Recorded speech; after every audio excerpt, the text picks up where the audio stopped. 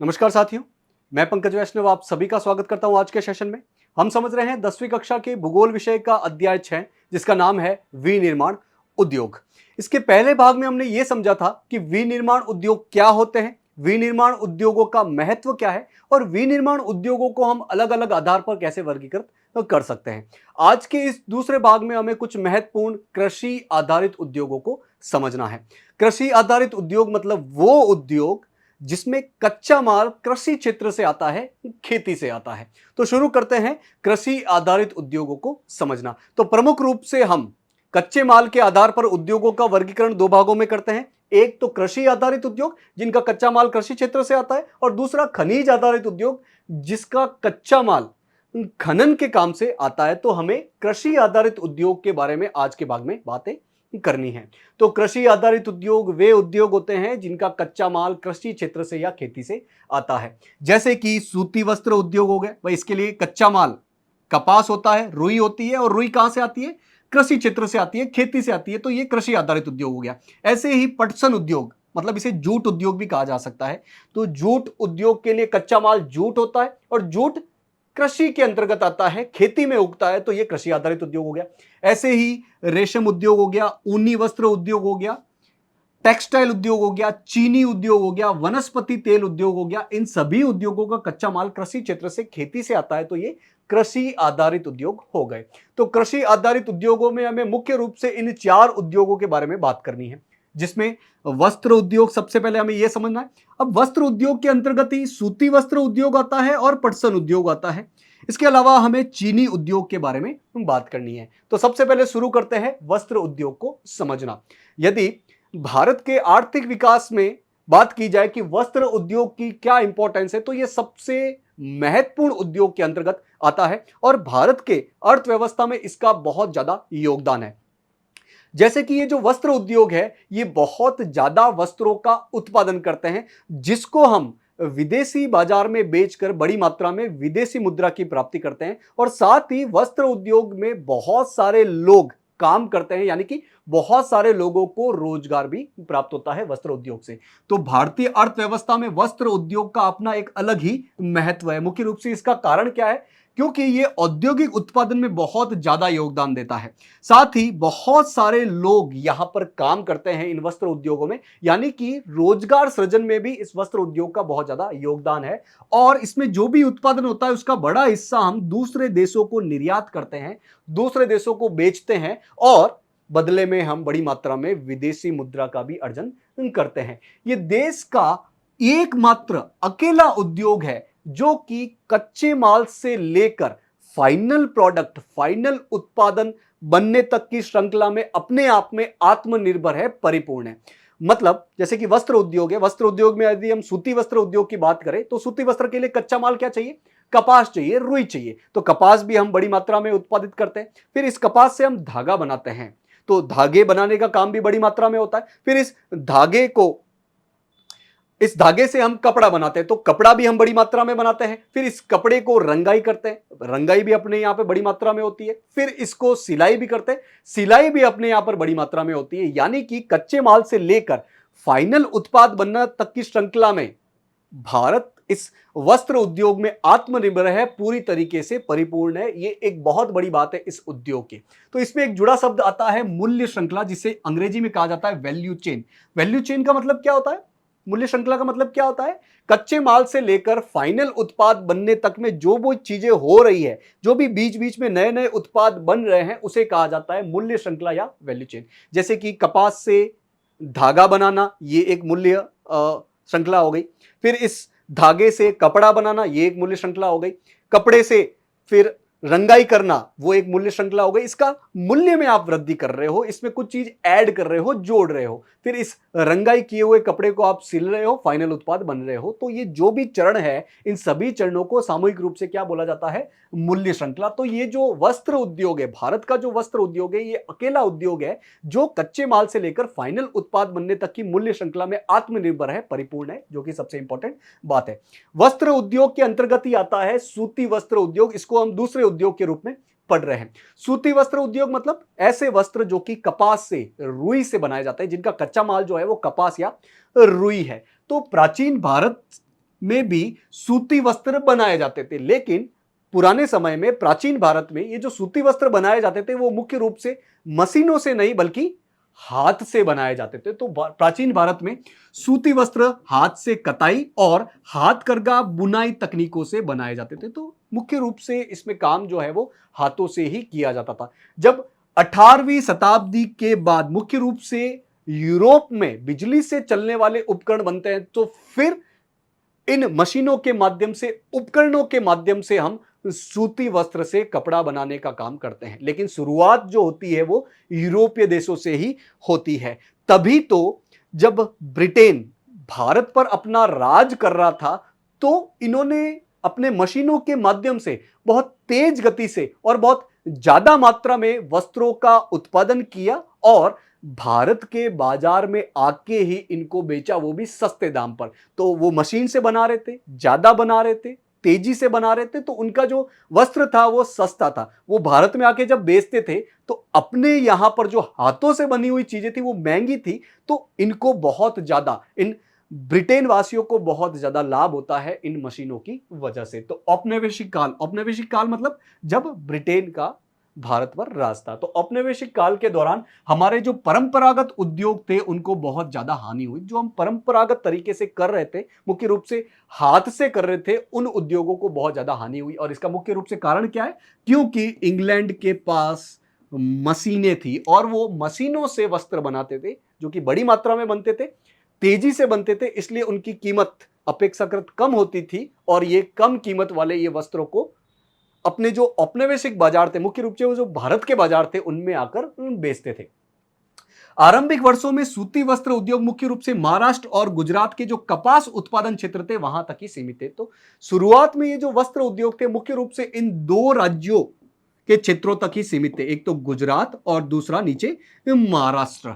क्योंकि यहां पर जलवायु ऐसी है कि यहां पर कपास का उत्पादन बड़ी मात्रा में होता है। तो शुरुआत में ये जो सूती वस्त्र उद्योग थे मुख्य रूप से गुजरात और महाराष्ट्र तक ही सीमित थे। तो इसके स्थानीयकरण के मतलब यहां गुजरात और महाराष्ट्र में ही ऐसे सूती वस्त्र उद्योग क्यों थे, इसके अलग अलग कारक है। जैसे कि यहां पर कपास बड़ी मात्रा में पैदा होता था, तो कपास आराम से उपलब्ध हो जाए, बाजार भी था, साथ ही परिवहन के अच्छे साधन थे। भाई गुजरात और महाराष्ट्र जो है वो समुद्र के किनारे स्थित है, तो यहां पर बंदरगाह थे, यानी कि यहां से आप जहाजों में सामान भर के दूसरे देशों को बेच सकते हो या दूसरे देशों से यहां पर बड़ी मात्रा में सामान आ सकता है। तो यहां पर परिवहन की सुविधा या मुख्य रूप से पत्तनों की समीपता की वजह से यहां पर ये जो सूती वस्त्र उद्योग थे मुख्य रूप से यहां थे। साथ ही यहां पर श्रम की आसानी से उपलब्धता थी और जलवायु जो थी उसमें आर्द्रता ज्यादा होने के कारण, यानी कि नमी युक्त जलवायु होने के कारण यहां पर कपास का उत्पादन भी अच्छी मात्रा में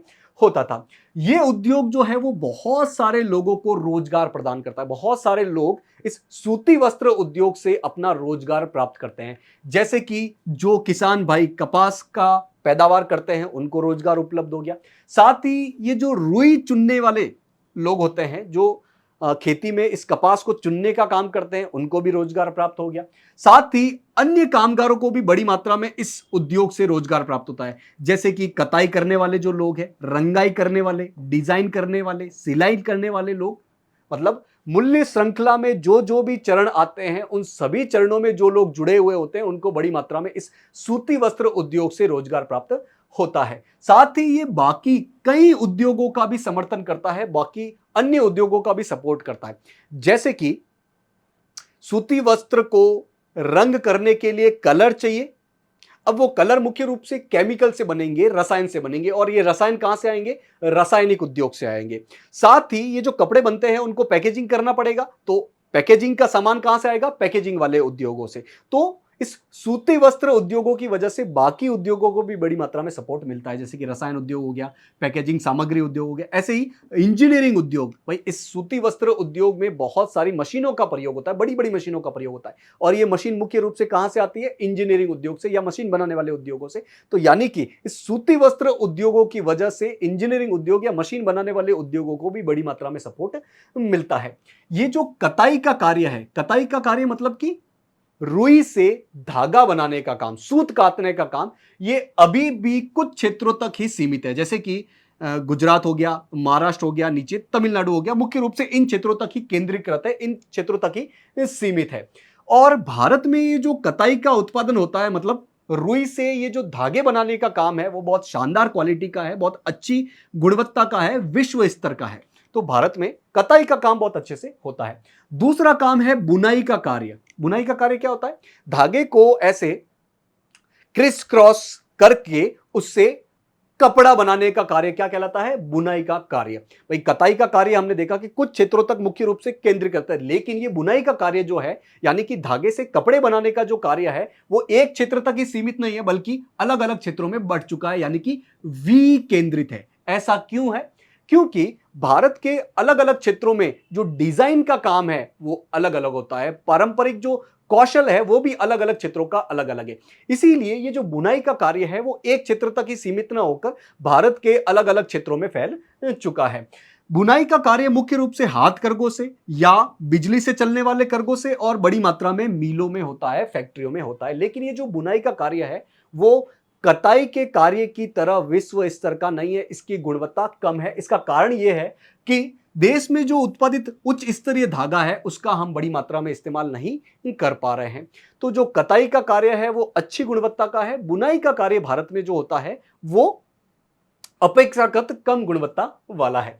ऐसे ही एक चीज आती है हाथ से बुनी खादी। मुख्य रूप से ये हाथ से ही बनती है, जो कि मुख्य रूप से घरेलू उद्योग और कुटीर उद्योगों में ही इसका उत्पादन होता है। और खादी उद्योगों में जो काम करते हैं लोग, उनको इस खाद्य उद्योग से बड़ी मात्रा में रोजगार भी प्राप्त होता है। तो कुटीर उद्योग यानी कि घरेलू उद्योग के रूप में बुनकरों को उनके घरों में बड़े पैमाने पर रोजगार प्रदान करता है। तो खाद्य उद्योगों की वजह से बहुत सारे लोगों को अपने घरेलू स्तर पर, अपने कुटीर स्तर पर ही बड़ी मात्रा में रोजगार प्राप्त होता है। बात करते हैं कि भारत में पहला सफल सूती वस्त्र उद्योग कहां पे लगता है और कब लगता है। तो 1857 की क्रांति से कुछ समय पहले, यानी कि 1854 में मुंबई में, महाराष्ट्र के अंतर्गत भारत में पहला सफल सूती वस्त्र उद्योग लगता है।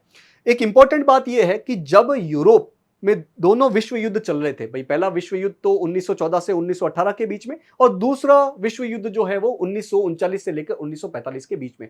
तो दोनों ही विश्व युद्ध के दौरान यूरोपीय देशों में बहुत ज्यादा कपड़े की मांग थी। तो कपड़े की मांग की आपूर्ति के लिए भारत से कच्चा माल जाता था। तो उस दौरान भारत के ये जो पारंपरिक उद्योग थे और ये जो कपास उद्योग था उसका बहुत ज्यादा तेजी से विकास होता है। तो जब यूरोप दो विश्व युद्धों से जूझ रहा था तब भारत जो है वो इंग्लैंड के अधीन था। तो ऐसे में इंग्लैंड में जो कपड़े की आपूर्ति थी वो, उसके लिए भारतीय सूती वस्त्र उद्योगों को बहुत ज्यादा प्रोत्साहन मिला। मतलब भारत के जो सूती वस्त्र उद्योग है उसका इस दौरान बहुत तेजी से विकास होता है। लेकिन इस विकास का मुख्य रूप से फायदा जो है वो इन इंग्लैंड वासियों को ही, ब्रिटेन को ही होता है। तीसरा उद्योग है पटसन उद्योग, जिसे हम जूट उद्योग भी कह सकते हैं। अगर बात करें कि जूट का, पटसन का सबसे ज्यादा उत्पादन कौन से देश में होता है, तो अपने प्यारे देश भारत में ही होता है। और साथ ही इस जूट से, पटसन से बनी चीजों का उत्पादन भी भारत में पूरी दुनिया में सबसे ज्यादा होता है। तो जूट का उत्पादन यानी कि कच्चे माल का उत्पादन और जूट से बनी चीजों का उत्पादन, दोनों के मामले में ही भारत नंबर 1 पे है।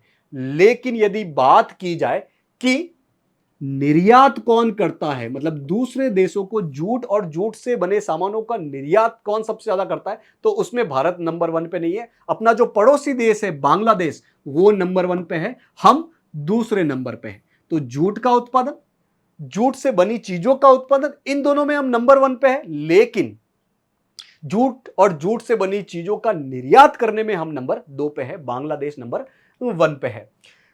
भारत में बात की जाए कि पहला पटसन उद्योग कहां और कब लगता है, तो यह भी 1857 की क्रांति से कुछ समय पहले यानी कि 1855 में लगता है और कोलकाता के पास रिसरा में लगता है। और आज भी भारत में ये जो पटसन आधारित उद्योग है, पटसन उद्योग है, उसकी अधिकांश उद्योग पश्चिम बंगाल में है और मुख्य रूप से हुगली नदी के तट पर, क्योंकि वहां की जलवायु पटसन के उत्पादन के लिए बहुत ज्यादा सपोर्ट करती है। इसके अलावा और दूसरे भी कारण हैं, जैसे कि परिवहन के साधनों का उपलब्ध होना और मुख्य रूप से जल परिवहन का उपलब्ध होना, साथ ही पश्चिम बंगाल और आसपास के जो राज्य है वहां से सस्ते में और आसानी से श्रमिकों की उपलब्धता होना।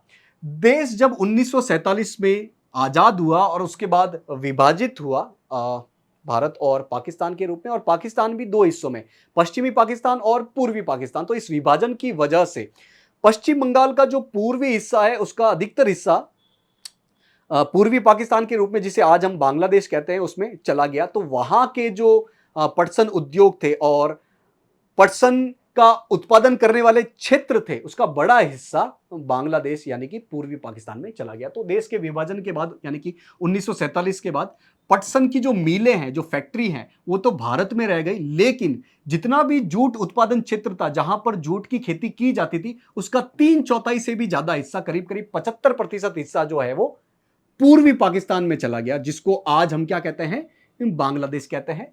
बांग्लादेश अब ये पाकिस्तान का हिस्सा नहीं है, ये तो एक अलग स्वतंत्र देश है। तो हमने देखा कि हुगली नदी के तट पर पटसन मिलें बहुत ज्यादा क्यों है, क्यों पश्चिम बंगाल और उसमें भी हुगली नदी के तट पर बहुत ज्यादा पटसन मिलें क्यों है।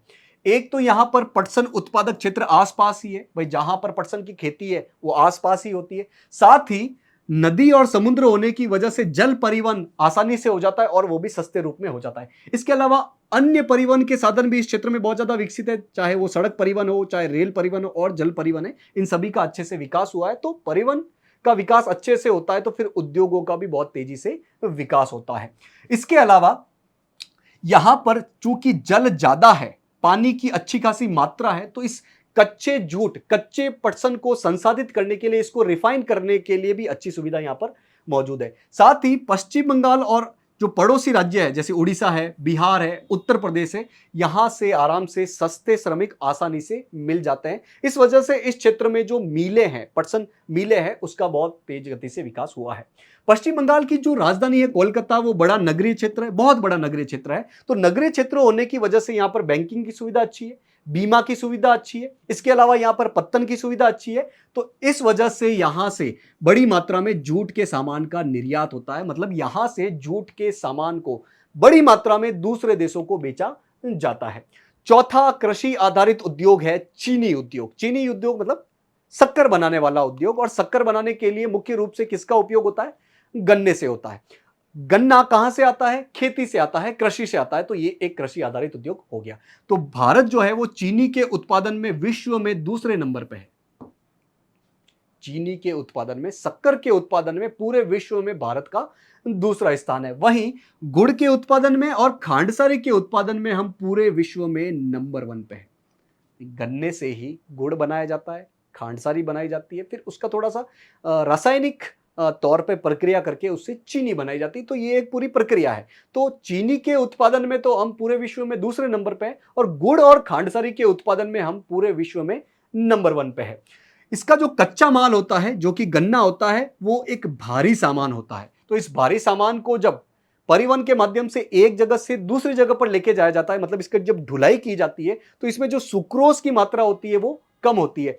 इसीलिए जो चीनी उद्योग होते हैं, चीनी की मिलें जो होती है, वो उन क्षेत्रों में मुख्य रूप से पाई जाती है जहां पर गन्ने का उत्पादन ज्यादा होता है। तो चीनी मिलें मुख्य रूप से भारत में पंजाब, हरियाणा, उत्तर प्रदेश, बिहार, मध्य प्रदेश, गुजरात, नीचे महाराष्ट्र, कर्नाटक, आंध्र प्रदेश, तमिलनाडु, यहां पर स्थित है, जहां पर कच्चे माल यानी कि गन्ने से चीनी का उत्पादन किया जाता है। और इसमें भी ये जो उत्तर प्रदेश और बिहार है, भारत में जितनी भी मिलें हैं उसमें उत्तर प्रदेश और बिहार में 60% मिलें हैं, मतलब पूरे भारत में सबसे ज्यादा मिलें उत्तर प्रदेश और बिहार वाले क्षेत्र में है, अगर चीनी मिलों की बात की जाए। ये जो चीनी उद्योग है ये एक मौसमी उद्योग है, मतलब इसमें गन्ने का जो उत्पादन होता है वो मौसम के हिसाब से ऊपर नीचे, और गुणवत्ता में भी मौसम के हिसाब से ऊपर नीचे होता रहता है।